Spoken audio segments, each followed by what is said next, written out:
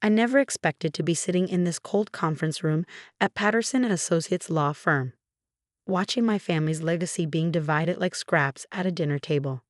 The mahogany walls seemed to close in as Mr. Patterson adjusted his gold-rimmed glasses, his weathered hands carefully arranging the documents that would change everything. As per your father's final wishes, he began, his voice carrying the weight of 30 years of family history. Davidson Technologies, including all subsidiaries, properties, and assets valued at approximately $247 million, will be transferred to Marcus Davidson. My brother Marcus couldn't hide his smirk as he sat across the table in his perfectly tailored suit. He'd always been the golden child, the one groomed to take over the family empire since childhood. Even now, at 32, he carried himself with that same entitled confidence that made me want to scratch the smugness off his face. "Thank you, Mr. Patterson," Marcus said smoothly, already reaching for the papers. "I assure you the company will continue its legacy of excellence under my leadership." I sat there silently, my hands clasped tightly in my lap. At 28, I'd spent the last 6 years building my own division within Davidson Technologies, turning a struggling research department into one of our most innovative sectors. Not that it mattered now. Mr. Patterson cleared his throat, turning to the next page. "To Sophia Davidson," he continued, his eyes meeting mine with what almost looked like pity. "Your father has left the old Davidson farmland, approximately 200 acres in Marshall County." The room fell silent. Even Marcus stopped his self-satisfied paper shuffling to stare at me. "The empty field?" I finally managed, my voice barely above a whisper. "Dad left me Grandpa's old farm?" "The property has been in the family for 3 generations," Mr. Patterson added, as if that somehow made up for its worthlessness. "Your grandfather was quite attached to it." Of course he was. Grandpa James had spent his final years out there, holed up in that dilapidated barn, working on what everyone assumed were the delusions of a brilliant mind gone eccentric.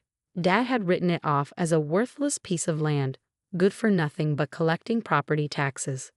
"Well," Marcus chuckled, straightening his Italian silk tie, "I suppose that's fitting. You always did like playing in the dirt with your science experiments, Soph."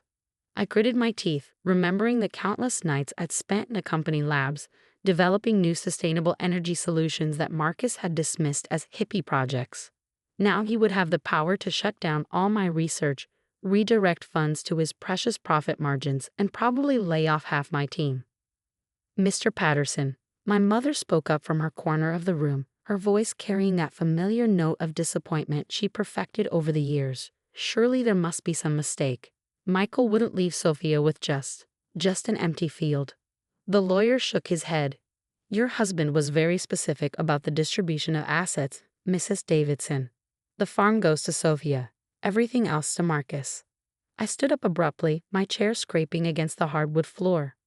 "Fine," I said, snatching the deed from Mr. Patterson's outstretched hand.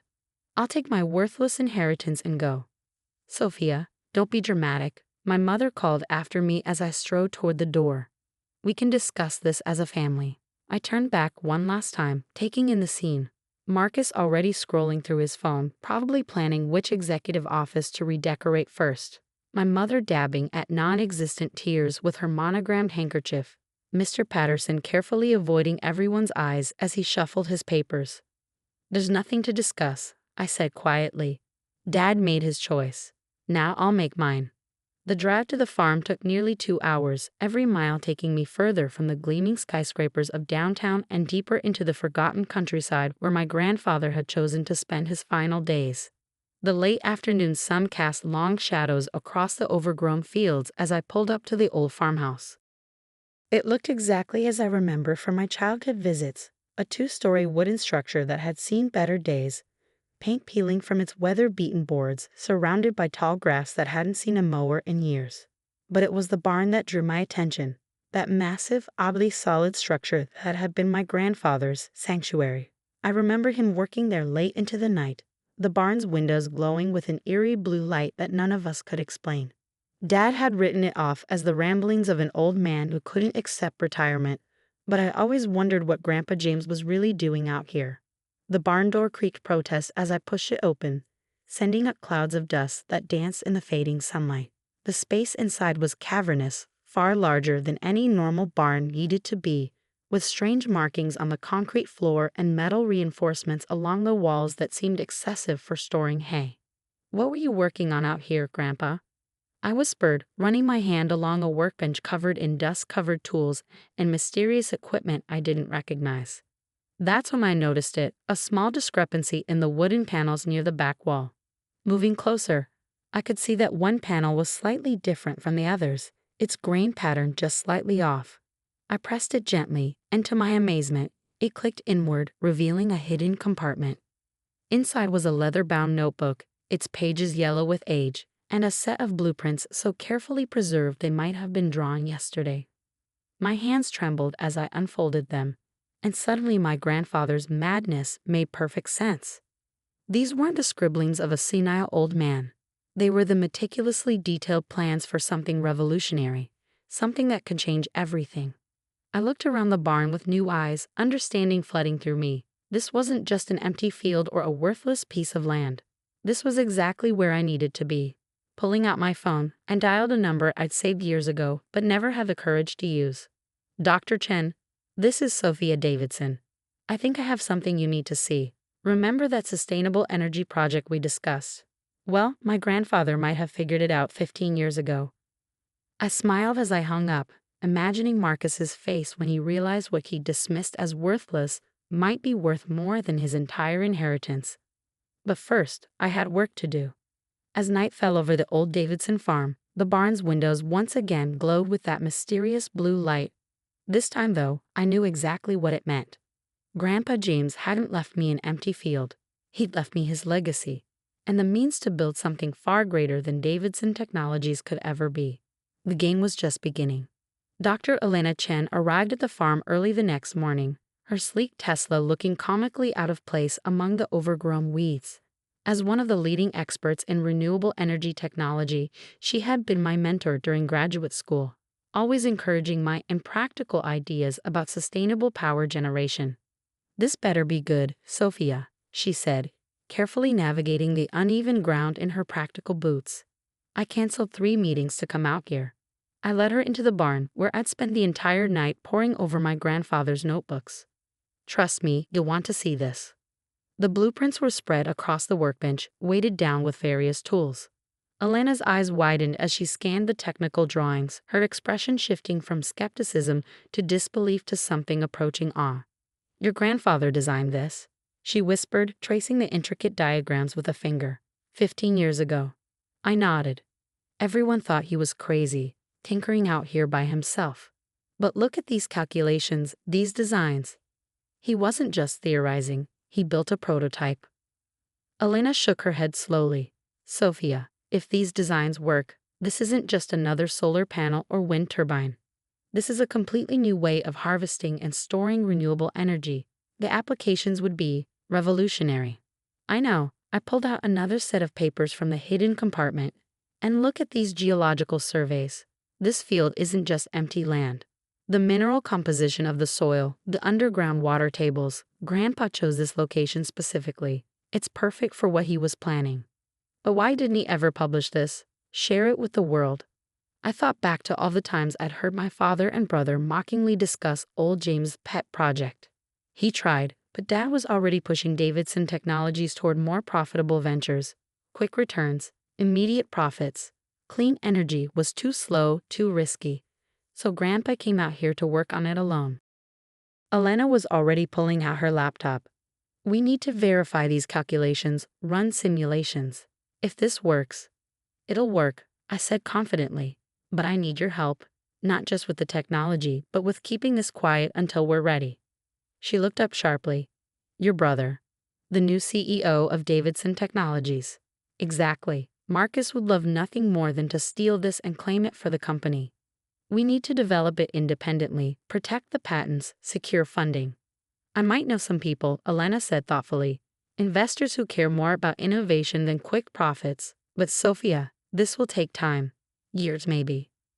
I smiled, thinking of Marcus sitting in his expensive office, probably already planning how to dismantle my old research division. Time is something I have plenty of now. The next 3 years passed in a blur of focused determination. Elena introduced me to her contacts, and soon we had a small but dedicated team working out of the renovated barn. The old farmhouse became our informal headquarters, its rooms filled with computers, testing equipment, and the constant buzz of brilliant minds at work. We called our company Phoenix Sustainable Solutions, rising from the ashes of what everyone thought was worthless. Every penny I had saved went into the development, along with seed funding from investors who shared our vision. The technology itself was elegantly simple once we understood my grandfather's concepts. By combining specific geological conditions with an innovative energy harvesting system, we could generate and store clean power more efficiently than anything currently on the market. The prototype grew from a small demonstration unit to a full-scale installation hidden beneath the seemingly empty field. Of course, my family remained blissfully unaware. Monthly dinners became quarterly phone calls became occasional texts.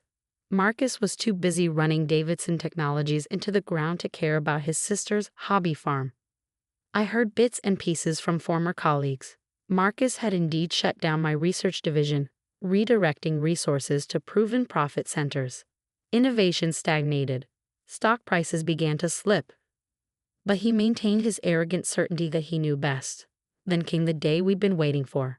Our patents were secure, our testing complete, and major energy companies were practically begging to license our technology. It was time to go public. The morning of our press conference, I stood in the farmhouse's freshly renovated kitchen, watching news vans pull up to what they probably expected to be a quaint country backdrop. Elena joined me, coffee in hand. "Ready for this?" I nodded, straightening my jacket. No designer labels, just clean professionalism. Almost. Just one thing left to do. I pulled out my phone and dialed my mother's number. "Sophia, this is unexpected. We haven't heard from you in months." "Hi, Mom. Turn on Channel 7 in about an hour. There's something you might want to see." "What?" "Sophia, what are you talking about?" "Oh, and call Marcus too. He should probably watch this." I hung up, imagining their confusion. Soon they'd understand exactly what Dad's worthless inheritance had become. The press conference was held right there on the farm, with the old barn serving as our backdrop. Reporters and industry representatives filled rows of chairs on the lawn, while cameras broadcasted live across multiple networks. I stepped up to the podium, feeling the weight of my grandfather's vision finally coming to fruition. 3 years ago, I inherited this seemingly empty field. I began, my voice steady and clear. Today, beneath these grounds lies the future of sustainable energy. The presentation that followed left the audience stunned. Our technology wasn't just innovative, it was revolutionary.